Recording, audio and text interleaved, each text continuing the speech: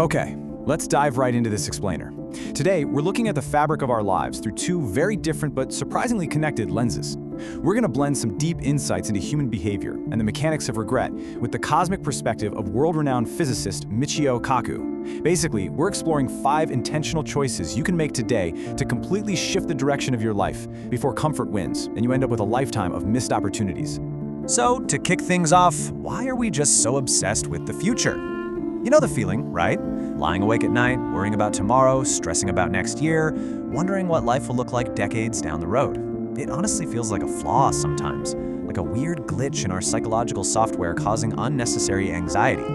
But what if I told you that this constant forward-looking worry isn't a personal failure at all? It's actually a deeply ingrained biological mechanism. Physicist Michio Kaku points out exactly why this happens. He says the front part of the human brain, the cerebral cortex, essentially acts as an evolutionary time machine. Think about it for a second. We humans, well, we don't have sharp claws, we don't have fearsome fangs or thick armor, and we definitely can't fly. We survive entirely because of our brain's ability to obsessively calculate what comes next. Most animals just care about finding their next meal. They live purely in the present.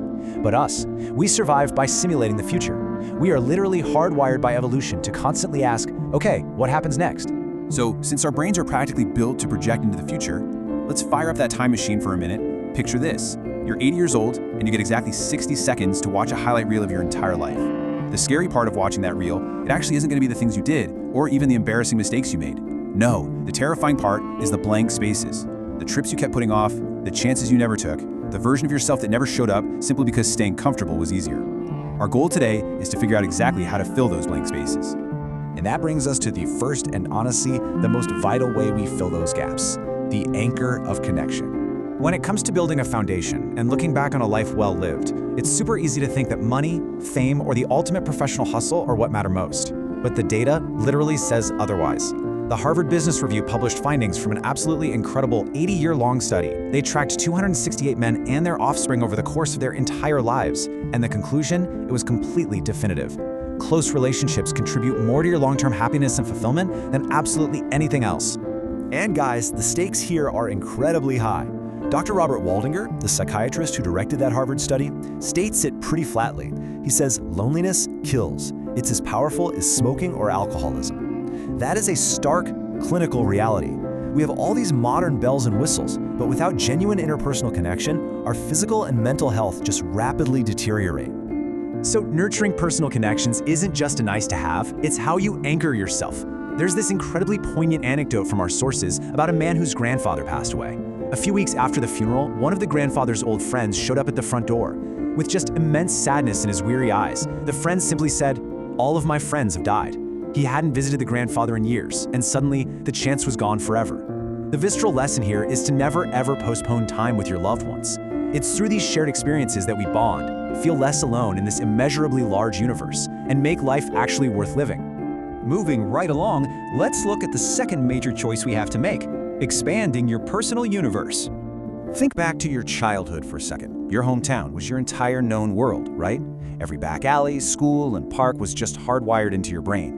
But as you grow older, your capacity for growth expands exponentially. The problem is if you stay stuck within the liminal walls of your childhood environment, you run a huge risk of living in a bubble of regret.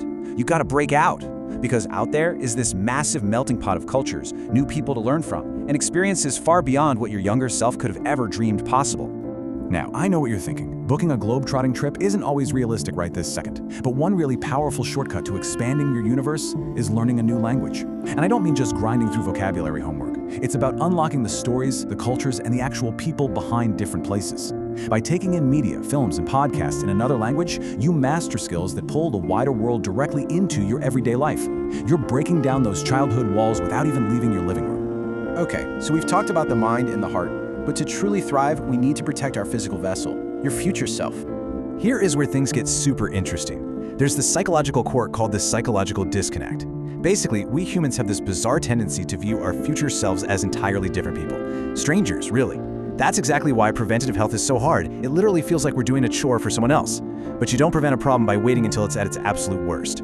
By implementing healthy habits while you're young, you are essentially sending a message through time. You are communicating directly to your future self saying, hey, I see you and I care about you. our sources share a really great cautionary tale about a pretty rigid weightlifter. In his youth, his intentions were solid. He was hitting the gym 5 days a week, picking up very heavy things and putting them back down. But his routine completely lacked diversity. So by the time he hit his 40s, his joints were just incredibly weary. His body was basically crying out from a total lack of rest and flexibility. If he had just varied his routine with some yoga or martial arts, his story would be completely different. Remember, proper rest and varied movement transform your timeline from joint weariness into future flourishing. All right, from the physical body, we're going to pivot to the professional world and our deep human need for taking career and creative risks.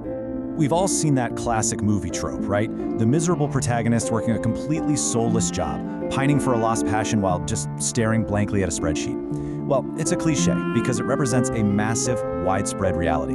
So many people reach the end of their lives profoundly regretting playing their careers safe. Listen, if you have the opportunity, you absolutely must gamble on your gut.